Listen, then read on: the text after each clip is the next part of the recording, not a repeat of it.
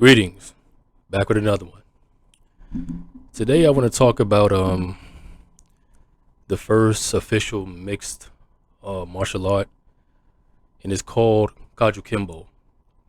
Now, me personally, I don't consider what they do, in the UFC and the Bellator. I don't really call that. I don't really consider that mixed martial art. It's more like just mixed fighting or mixed boxing, whatever you want to call it. But you know, the art has to go beyond just the combative side of it. It's a lot of fortitude. It's a lot of philosophy. It's a lot of it's a lot of fortitude that's put into it that just goes beyond it. I'm sure anybody who practices the art knows. But I particularly wanted to talk about mixed, the first mixed art, Kajukenbo, particularly because me personally, I don't think a lot of people really know about it, or they really don't talk about it that much. Because I guess you could say what they do in the, in the cage that kind of like took over everything. So I mean, Dolph Lundgren said it best. I think a lot of us are going away from the kind of like traditional side of the house, and we're kind of modernizing everything to the point where a lot of the you know traditional base stuff is kind of going away in terms like how they teach karate and traditional kung fu and stuff like that, and the traditional Kempo and all that stuff. But I just wanted to talk about Kaju Kempo because Kaju Kempo is very fascinating, just the history of it and where it came from and how it all came to be. And I'm not going to go through all of this stuff. I just wanted to give people who may not be too familiar with Kaju Kempo as an art, just want to give them just the gist of it and stuff like that. Because I remember like when I was talking to one of my senior grandmasters, uh, Kaju Kempo came up a lot. It really came up a lot because the last practice that I studied, it was a hybrid art as well. It was a combination of different things. But I just want to talk about Kaju Kempo a little bit. The introduction. Born on the rough streets of post-war Hawaii, Kajukenbo was designed for one thing: survival. A brutal, no-nonsense fusion of combat-tested techniques, it became the ultimate street fighting system, honed in real brawls before ever reaching a dojo. More than just self-defense, Kajukenbo is a philosophy, one of the values of resilience, evolution, and worldwide effectiveness. See what I'm saying? So it started out as just a fighting system, for survival. And then it went into the dojo, and then that's when the philosophy kicked in and stuff like that. So that's the stuff that I'm talking about. I think a lot of people go away from the philosophical side of the house, and they focus too much on the excuse me, over here burping and stuff, and they focus too much on the combative side. And it says, all right, origins of history. The Palama settlement of Honolulu was infamous for violent brawls involving U.S. Navy sailors and locals. To survive in this hostile environment, five martial artists from different disciplines formed the Black Belt Society, developing a self-defense system built for the streets. See, that's the crazy thing about it. And these are the founders right here. Now, Chief Imperator, Adriano, Director Imperator, I think he was the one, because this happened in the late 40s, so this was right around the time the Korean War kicked off. So I think Chief Imperator, correct me if I'm wrong, but I believe Chief Imperator was the one that stayed behind in Hawaii and he continued the teachings. But these were the founders who came up with it. But Chief Imperator, he was a Kempo guy, and this is going from the left to the right. So you have Peter Yong Yil Chu, who was a karate and tongsudo guy from Korea, a combination of Japanese karate and then Korean karate. And then you have this guy in the middle right here of Joseph Hoke, who was a judo guy, and then the guy on the right here, Frank Ordonez, he was a jiu-jitsu guy. And Clarence Chong, he's not in this picture, but he was a kung fu guy. And Chief Imperator is the guy that's sitting down right there. But I believe he was the guy that kind of prolonged it and kept it going. But these were the guys who started it, along with Clarence Chong, who's not in the photograph. Just wanted to cover that. Their training sessions held in secrecy focused on blending the most effective techniques from their respective arts. Every move was tested in real fights, and anything ineffective was discarded. This trial by fire approach ensured that Kajukenbo became a combat proven system for the start. Now, You hear Dana White, UFC president, he says that people like Bruce Lee is the father of the mixed art. Well, and I'm a diehard Bruce Lee fanatic, but I know the truth. Bruce, he, was I could say he's one of the early pioneers of it. But I mean, these guys did this way back in the '40s. I mean, Bruce was probably 6 or 7 years old when they did this, and nobody really talks about Kajukenbo that much. I mean, anyone who's a practitioner probably knows about it, but as far as people who are fans of, the professional boxing, the prize boxing, stuff like that, they probably don't know about Kajukenbo. But they were the first ones who put all of these different approaches into one system. And and that's where the name comes from right here. The name Kajukenbo reflects its diverse roots: Ga, karate, tong sudo, shotokan, judo, jujitsu, kin meaning kempo, koshiro kempo, and then bo, which is boxing, Chinese boxing. And that's where the name came from. So they put they pretty much created an amalgamation of all of those different arts, and they put it into one title, Kajukenbo. I mean, they even mixed the title of it. So I mean, that's just revolutionary right there. I mean, that was something that hadn't been seen before, and this was something that started in the States. So this was very, very revolutionary. Early training was notoriously brutal. Adriano Emperado famously declared, "The workout isn't over until I see blood on the floor." The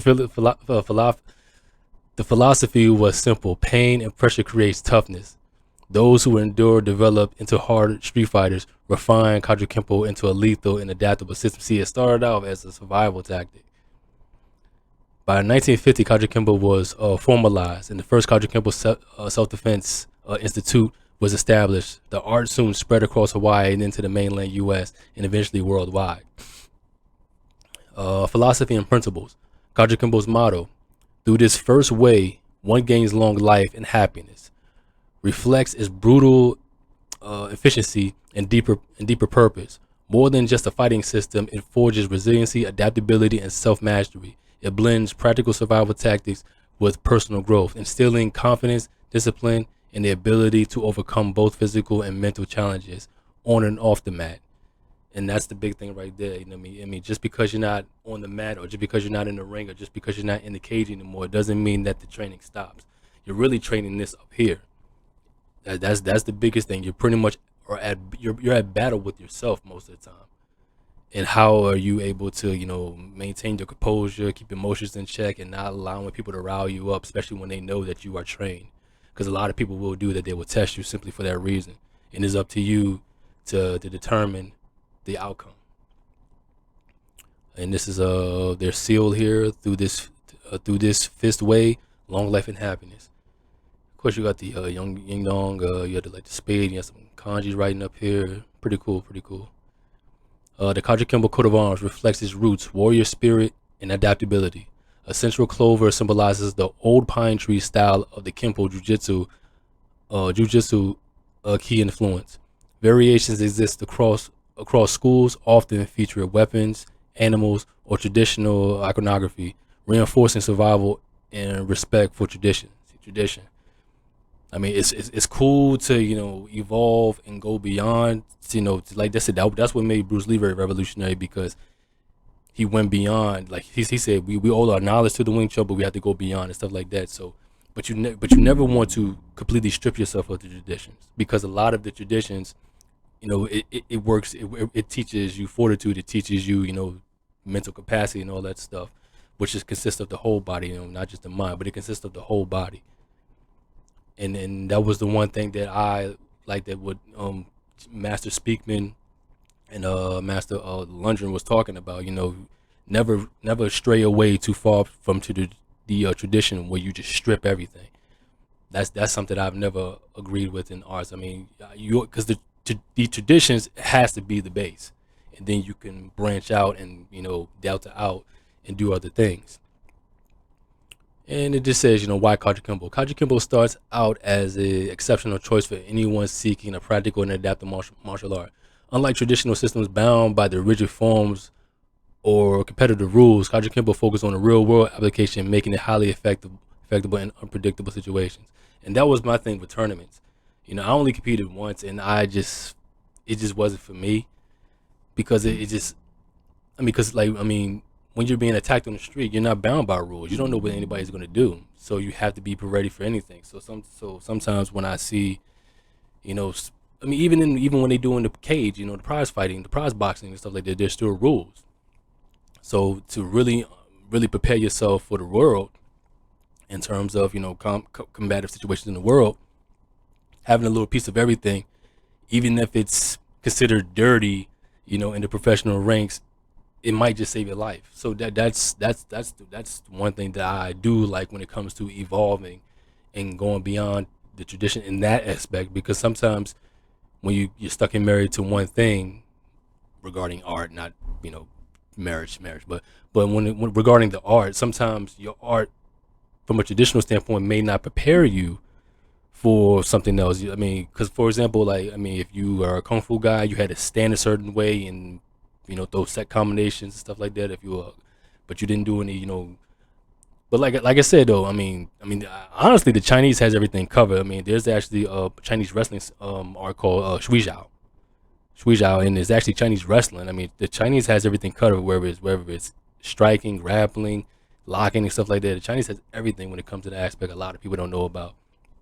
But it's cool to have a piece of everything, and that's where I think that's where the mix comes in when they talk about the stuff, the boxing and stuff like that. But but you never really know where anybody's head is, because all we see is what they do in the ring or in the cage and stuff like that, and or on the tournaments. You never really know where anybody's head's at. That's when you could really find out who is a scientist, a scientific practitioner. At least for me, I have to see more than just the combative side of the house. Now, obviously, when I was younger, all I cared about was the combative, just the techniques and all that stuff.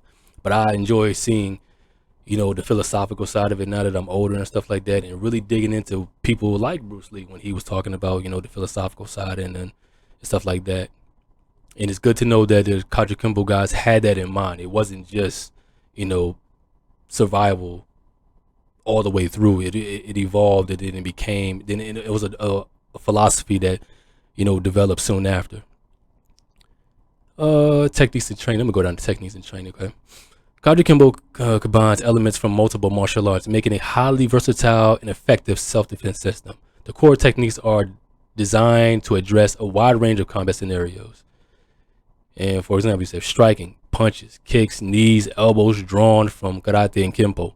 And these are the tenets and stuff like that, of what all of the different arts that combine to create the system. Grappling, throws, joint locks, and submissions from judo and jujitsu.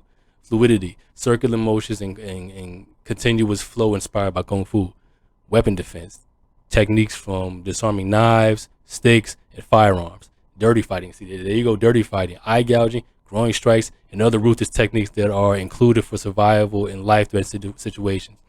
And that's something that I highly recommend that women did, go into. Know those dirty techniques. I mean, for men too, but you know what I'm saying, because sometimes you might find yourself being opposed by a person that's just 3 times your size, and then sometimes you may not be able to run all the time. So you're like, man, I got to dish out everything, because sometimes these could be life or death situations. And then you got the street fighting, the brutal reality. Well, Kajukenbo training is intense focus on full contact sparring, real world self-defense, and conditioning both the body and the mind for survival. That's the one thing I don't understand why people, that's as human beings, that kind of like, that's a pet peeve of mine, when we separate the body and the mind. The body and the mind is the same thing. I never understood why we do that. I mean, where the mind goes, the body follows. I mean, it's all the same. I mean, neither can function without each other. Your body can't function without your brain. Your brain can't function without the body. So I mean, it's all your body. Maybe I'm just being too literal here, but that always kind of bugs me when I hear stuff like that. But is that Kajukenbo isn't about point fighting; it's about survival. See, and that's in the philosophy of decisive counterattacks, escaping strategies, adaptability, and real world confrontations, and all the influences and the foundations, the Tong Sudo and Shotokan karate, long range kicks, powerful strikes, judo, jiu-jitsu, throws, submissions, ground control, kempo, fast, hard style strikes and low kicks, kung fu, circular motions, parries and fluid techniques, boxing and Filipino eskrima. efficiency punching, angular footwork, and weapon handling. Yeah. So I don't know if I don't know if they Kajukenbo is considered a sport. I don't know if they'd have competitions for Kajukenbo guys because it's mean. It's a mean system. I tell you that right now. The eclectic mix ensures the Kajukenbo is adaptable to virtually any combat scenario, making it highly effective. So yeah, like I said, it is truly a mixed art. It just it took everything, and just like Bruce Lee said, you know, absorb what is useful, and discard what isn't. But like I said, the Kajukenbo guys, they did it first. They were the first ones to do it. For people who may not, you know, be deep into like, you know, this type of knowledge, like people like me. I mean, I'm a nerd when it comes to this stuff. I love. I mean, I don't know all of it, but I love, you know, digging deep into it and stuff like that. It's just martial arts, martial science. It really is a way of life, and the biggest test that you have is the battle that you have with yourself, I think. And what it says, modern evolution and individual expressions. Kajukenbo open philosophy allows it to evolve, integrating techniques from Brazilian Jiu-Jitsu, Krav Maga, another mean practice too from it's an Israeli art. Krav Maga is another one. MMA while staying true to its core. I don't know why they threw MMA in there, but real world effectiveness, schools worldwide. Oh, they're collect because expressions. All right, schools worldwide emphasizes different aspects. Some prioritize striking, others grappling, other weapon defense, allowing practitioners to develop their own unique expression of the art. Unlike traditional martial arts, Kajukenbo encourages fighters to adapt, refine, and make the system their own. Yeah, man. I just wanted to. Oh yeah. Oh, hold up. Oh yeah. All right. They talk about the strengths and weaknesses. All right. Yeah, this would be interesting. The strengths. All right. Real world effectiveness, multi-disciplinary approach, adaptability, aggressive and preemptive strategy, situational awareness, and multiple attackers. No rules set, no restrictions. Physical and mental toughness. It's all the same thing. Those are the strengths now. Weaknesses. Now, I never knew the weaknesses of Kajukenbo. No universal standard. So I guess basically when it says no universal standard, it means that nobody is taught the same way. I don't I don't know if I would call that a weakness necessarily though. I mean, because it's all about. I mean, as a martial artist, it's all about finding oneself anyway. But I guess they may be. I guess they mean it's just is no dogma. I guess you like you have to train this way. You have to work this way. Like there's no curriculum necessarily. I guess that's what they mean. Like for example, if you got a Kajukenbo practitioner from Hawaii, he may be extremely different from a Kajukenbo practitioner from I don't know Brazil or somewhere. So I guess that's probably what they mean. Limited ground fighting compared to BJJ. Everything's going to be considered limited because BJJ is all ground. So I mean, what the Gracies did with that is just impeccable. Brutality and legal consequences. Yeah, I mean that to me is combat in general. I mean, a punch can put somebody out permanently. A kick, a well-placed kick, can put somebody out permanently. So that's I wouldn't say that's just a weakness for Kajukenbo. That's all combat. I mean, any art can do that. Lack of sport and competitive application. I wouldn't call that a weakness either. I mean, just because it's not a sport. I mean, me personally, I think if it's seen as a sport, to me, I think I would.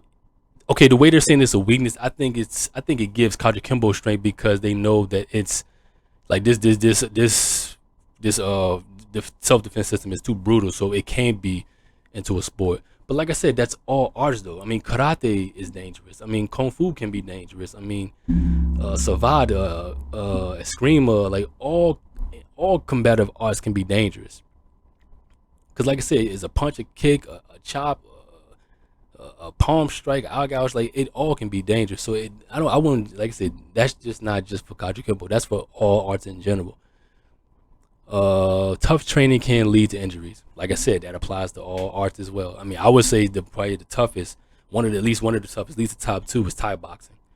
Thai boxing is brutal. It's probably one of the most brutal practices out there. I mean, you have kids who start training at they start training very young, like prepubescent, and they become professional, boxers at like 15, 14, 15, 16 years old. And then by the time they reach my age, some of them not even here anymore, or they have just life-threatening injuries and that scars them for life. I mean, Thai boxing is very brutal. That was actually the very first type of training that I actually got into with the Thai boxing and stuff like that, the kicking the trees and stuff like that. Yeah, I used to do stuff like that. It just wasn't smart, but it just, yeah, that's what they do, man. Thai boxing is mean, man. And let's go down to the verdict. Yes, brutal, practical, and adaptable. Kajukenbo excels in preemptive striking, street survival, and mental conditioning. However, lacks standardization, ground control depth, and de-escalation training. Supplementing with BJJ for ground fighting and verbal de-escalation skills would round out its effectiveness. Best for those wanting a no-nonsense street tested system that prioritizes raw survival over rules. That to me, that should be all arts, prioritizing survival. Because like I said, when you go back centuries ago, thousands of years ago, when these arts started, when people founded these arts, they were all meant for survival. Because obviously, if you compare it to today, from 1,000 years ago, the world was much more chaotic and more war riddled than it is today. I mean, random people, you were always getting attacked. There was always wars. There was always civil wars and stuff like that. So all of these arts initially started for survival. And then when things started to calm down a little bit, or at least when in peacetime, then practitioners were able to put more philosophy in what they were doing and have a principle behind it all, have values behind it all. So yeah, I mean that's how everything started. It all started as survival, and then that's when they started adding all of the great stuff into it. But yeah, man, I just wanted to talk about Kajukenbo because I don't hear about it a lot from other people who like to delve into the martial arts realm, and you see some practitioners here. And but yeah, man, I just had to just talk about it because it is a beautiful is a beautiful way of thinking. When I mean, just the fact that these guys came from different backgrounds, different structures, different systems, and they were able to come together and mesh and gel and create something beautiful that is practiced even till today. And to me, it's one of the most effective because it is, like I said, brutal. It doesn't, it's no nonsense. You know what I'm saying? So yeah, man. Let me go back to the founders and have it on now. I need to get some sort of picture, to have them there. But yeah, I salute to all these guys, man. Master Imperator, Master Cho, Master Hulk, Master Ordonez, Master Chong, the founders who came up with it, man. But yeah, man, tell me what you think, man. What you think about Kajukenbo, man? For those who already know about it, good for you. For those who never knew about it or this is the first time hearing about it, man, welcome aboard, man. I mean, because Kajukenbo, it's, if you don't know, now you know. But yeah, guys, now another one for the archives. 31 cents added. It's your brother Bleak signing out. Until next time, you guys. Os.